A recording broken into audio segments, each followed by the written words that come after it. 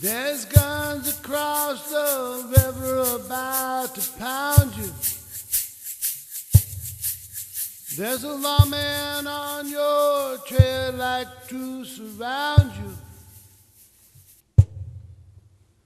Bounty hunters. While on assignment in New Mexico for the magazine American Writer, I stopped in the small town of Lincoln, which is where Billy the Kid first came to fame. I was sitting in front of the Tunstall store, and I talked with a local man named Israel Joe Salazar. His grandfather was Eugenio Salazar, who was by Billy's side in the two famous gunfights in Lincoln. In our conversation, he told me an amazing tale that Billy the Kid was not killed by Pat Garrett in 1881. Salazar claims that Billy the Kid drifted down into Old Mexico and died there at a good old age. This is an amazing story, and if true, alters one of the most famous legends of the Old West. Well, how was Bill Bonnie, Billy the Kid, how was he finally killed? He died in Piedras Negras, Mexico, of old age. My grandfather... Billy the Kid died of old age? Yeah, in Piedras Negras, Mexico. And the reason I know that... Holy shit! This is...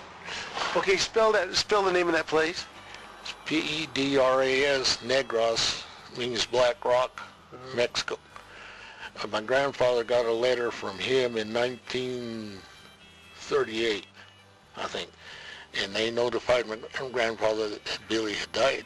Well, my grandfather had already died 2 years earlier. He was supposed to have been killed in Fort Sumner by Pat Garrett, but Pat Garrett didn't do it.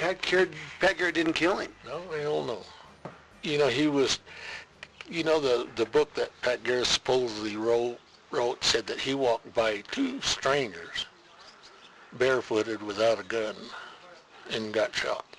You know, he left here for not having a speeding ticket. I mean, he'd killed 2 deputies. It's big time. Hanging offense. And for him to walk by 2 strangers as cautious as he was changing horses and etc., he'd have never done that. Well, he wrote a letter to your grandfather after your grandfather had passed away. He didn't know it. Well, do you have the letter? Here's the thing that screws everything up. My dad, he was a Salazar from the other side of the family.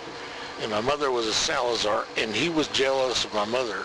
In fact, this whole story caused a divorce because my dad didn't get the credit he should have got. You know, because his dad was Frank Salazar. He was sheriff here. His grandfather was Captain Baca that served in the Battle of Valverde and served under Kit Carson. And so he never got the attention my mother did, and so they fought about it all the time. He took the letters, and I don't know what he done with them. But they're gone. Yeah. Nobody threw them away or... Who knows? Yeah. I thought they might be at one of my aunt's house, but they wouldn't give them up. Do you think it still exists? Yeah, and my sister, my oldest sister, lives in California. She saw the letter, and she read it. And there were 3 of them had piled up at one time because of coming out of Mexico. And she told my mom, she said, "Who is this? We don't know anybody in Mexico." And my mother grabbed the letter, she said, and hit her with them. She said, "We do, but that's none of your business." And so then after that, they disappeared. I don't know when my dad got them or what. Well, Joe, obviously this story has been told to some historians and stuff, right? Here's the thing. Noble Burns wrote the first story. And he interviewed my grandfather, and my grandfather ran him off after he read the book. For one of the reasons, he said there was several Mexicans shot in the Clinton County War. And then over here at San Patricio, the Horrible War, they killed a bunch of Hispanics. And none of the Hispanics had a name. They were just plain Mexicans. And even Noble Burns said that several Mexicans, none of them had a name. So that made my grandfather angry, and he told him to get the hell out of the house. But anyhow, what's the name of this movie star? He came all the way from New York, and he bought the 2 rifles. One of them that killed Pat Garrett, and another one that Billy stole out of the armory here in Lincoln when he escaped. Well, they hunted for them rifles all over the Captains, Captain Gatt, my grandfather had. But Billy was so cautious when he'd go to my grandfather's ranch, which I'm living on now, he would had to point an axe in a certain direction on the log before Billy would come in. And he circled around. If that axe wasn't right, he would have saw. But my grandfather brought Pat Garrett's horse back with a note on it that Billy wrote and thanked him for the horse. Well, did Pat Garrett think he killed Billy the Kid? No. He knew better. He didn't collect the reward for killing Billy. He never turned in his guns or no identification at all.